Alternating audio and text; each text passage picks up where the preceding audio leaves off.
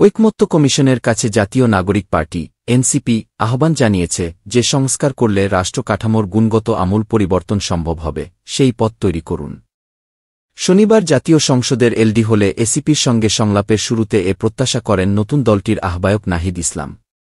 গণঅভ্যুত্থানের ধারাবাহিকতায় একটি নতুন রাজনৈতিক দল হিসেবে এনসিপির আত্মপ্রকাশ হয়েছে জানিয়ে তিনি বলেন, এই গণঅভ্যুত্থান কেবল কোনো ব্যক্তির পরিবর্তন নয়, ক্ষমতা থেকে একটি দলকে সরিয়ে আরেকটি দলকে বসানোর পরিকল্পনা ছিল না, বরং কিভাবে রাষ্ট্র কাঠামোর মৌলিক ও গুণগত পরিবর্তনের মাধ্যমে জনগণের অধিকার রক্ষা করবে সেরকম একটি রাষ্ট্র প্রতিষ্ঠার আকাঙ্ক্ষা ছিল।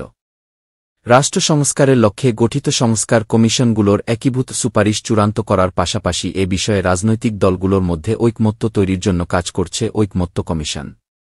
৫টি সংস্কার কমিশনের প্রতিবেদনের গুরুত্বপূর্ণ সুপারিশের উপর ৩-৯টি রাজনৈতিক দলের মতামত জানতে চেয়েছিল ঐকমত্য কমিশন। এরপর সেই মতামত ধরে সংশ্লিষ্ট দলের সঙ্গে সংলাপ করছে কমিশন। প্রধান উপদেষ্টার বিশেষ সহকারী মনির হায়দারের সঞ্চালনায় ও ঐকমত্য কমিশনের সহসভাপতি আলী রিয়াজের সভাপতিত্বে শনিবার এই বৈঠক শুরু হয়। এনসিপির আহ্বায়ক নাহিদ ইসলামের নেতৃত্বে দলটির সদস্য সচিব আক্তার হোসেন, জ্যেষ্ঠ যুগ্ম আহ্বায়ক সামান্তা শারমিন, জ্যেষ্ঠ সদস্য সচিব নাহিদা সারোয়ার নিভা, মুখ্য সংগঠক দক্ষিণাঞ্চল হাসনাত আবদুল্লাহ, মুখ্য সমন্বয়কারী নাসির উদ্দিন পাটওয়ারি, যুগ্মাহ্বায়ক সারোয়ার তুষার, যুগ্মাহ্বায়ক জাবেদ রাসিন বৈঠকে অংশ নিয়েছেন। দলের পক্ষে সূচনা বক্তব্যে নাহিদ বলেন, এনসিপি সংস্কার বলতে মৌলিক সংস্কার বোঝে, যে সংস্কার করলে রাষ্ট্র কাঠামোর গুণগত আমূল পরিবর্তন সম্ভব হবে। কারণ আমরা দেখেছি বিগত সময়ে আমাদের সংবিধান থেকে শুরু করে রাষ্ট্রীয় প্রতিষ্ঠানগুলোর দলীয়করণ ঘটেছিল। আমাদের সংবিধানে এক ব্যক্তিকেন্দ্রিক একটি কাঠামোর বীজ বপন ছিল।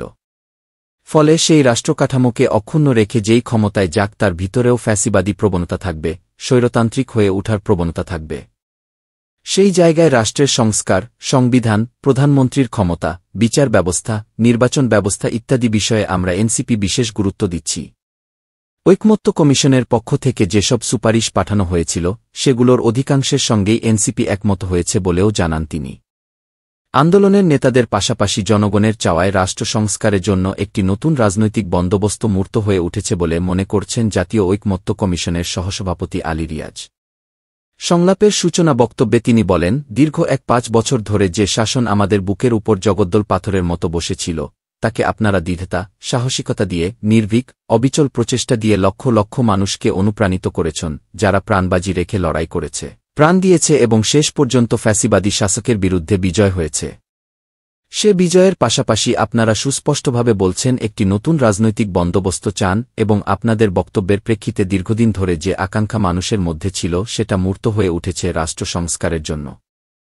আলী রিয়াজ বলেন, এখন আমাদের কাজ সকলে মিলে যেন একটি নতুন বাংলাদেশ গড়তে পারি, যেন বাংলাদেশে ফ্যাসিবাদের শাসন ফেরত না আসে, বাংলাদেশ গণতান্ত্রিক প্রতিষ্ঠানগুলো স্থায়ী রূপ নেয়, যেন মানুষের অধিকার প্রতিষ্ঠিত হয়, গুম খুন, বিচার বহির্ভূত হত্যা এবং সমস্ত রকম নিপীড়ন মোকাবিলা করতে পারি।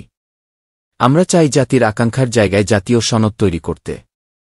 অন্তর্বর্তী সরকারের প্রধান উপদেষ্টা মুহাম্মদ ইউনূসের নেতৃত্বে গঠিত জাতীয় ঐকমত্য কমিশন গত ৫ ফেব্রুয়ারি কাজ শুরু করে।